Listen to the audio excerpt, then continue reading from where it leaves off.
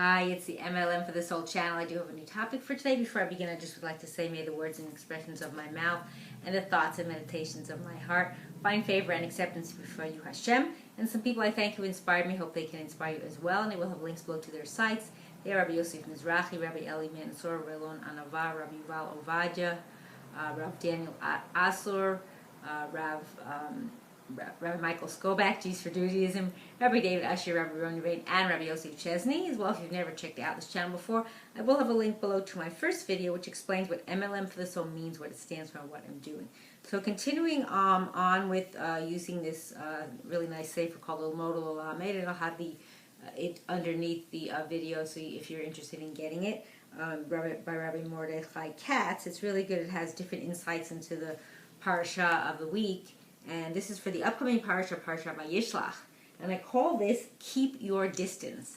And you will understand why I use this title as I tell you some of the insight from here. So it says here, so we have much to learn from our forefathers, acts that can be applied to our own lives. As a result, it is most useful to study the deeds of our avos, that's our fathers or our forefathers, Avraham, Yitzchak, and Yaakov, for they provide us with clues as to how we should behave today. So everything is applicable. The whole idea of the Torah is to instruct us how to live. Torah means, if you don't know, this is just an aside from here, Torah means instruction. So it's basically a manual for life. Basically, we learn from reading and studying about people, what they've experienced, how we ought to live, and Hashem shows us different things as well. So one such example is Yaakov's relationship with Esav after their reunion. Esav urged Yaakov to stay and accompany him. However, Yaakov politely declined this offer.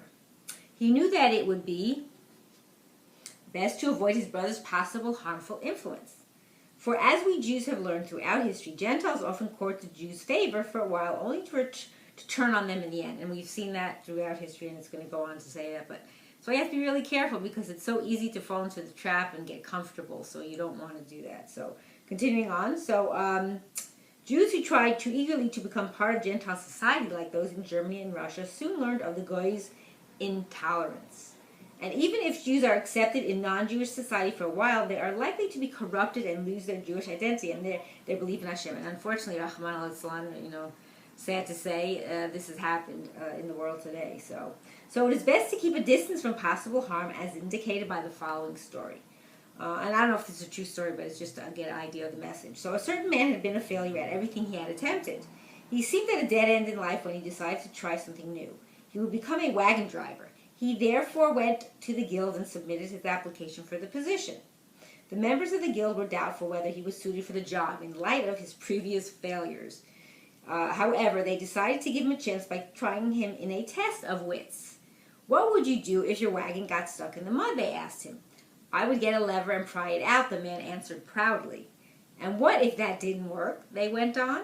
I would get a rock to raise it even higher. And if the mud was too deep for even that, I would get a few horses to try to pull the wagon out. And what if that didn't work either? The man had no answer to this. What would you do, he asked him instead. The members of the guild grinned and replied, we would have made sure to avoid the mud, and that way we wouldn't have let the wagon fall into it in the first place.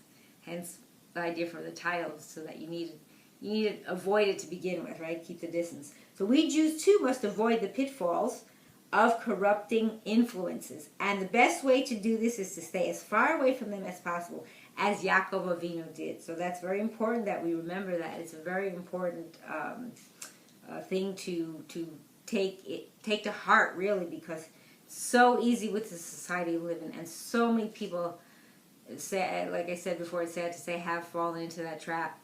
And you have to really keep strong. That's why you have to keep studying Torah, you keep learning, keep understanding why we have to avoid that, why it's not best for us, why it's best for us to stay in our own way, our own system. Even if we're around the people, we have to not surround ourselves by them. That's a good way to put it. We can be around them, but not surrounding, meaning we don't let them influence us. And I hope and pray that we'll all merit to live and see the coming of Mashiach, speedily in our days, and rebuilding of our final and everlasting Beit HaMikdash. Amen, and thanks for watching.